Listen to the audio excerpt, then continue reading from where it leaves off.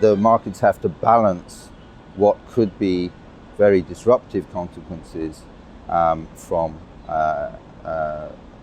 an unknown quantity becoming president against the likelihood that he probably won't if he gets the nomination.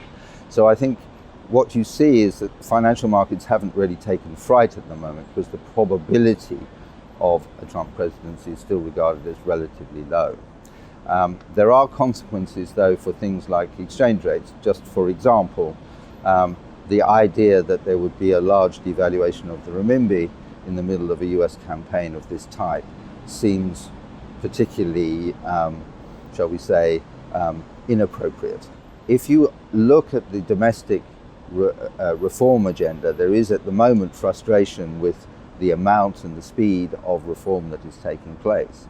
But behind all the criticism, but behind all the doubts, I think you can also see that the leadership in China wants to position China as what I would call a grown-up superpower, with all of the status and the position in international institutions, with a regional presence also linked to the Silk Road project, the infrastructure bank and so on, which is much greater, and which also involves the idea of being a reserve currency, having a large liquid domestic bond market and so on.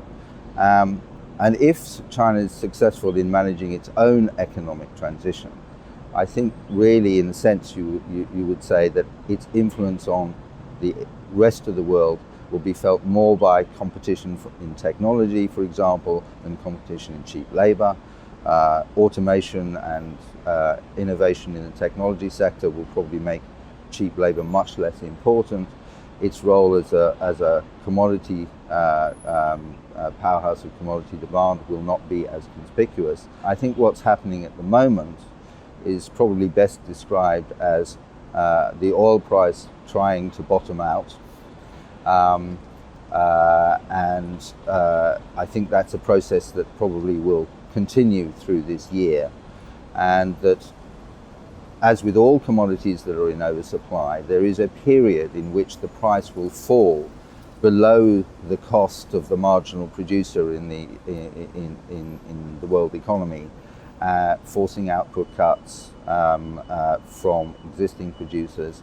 We still are very uncertain about the scope for output reductions between OPEC and other nations like Russia.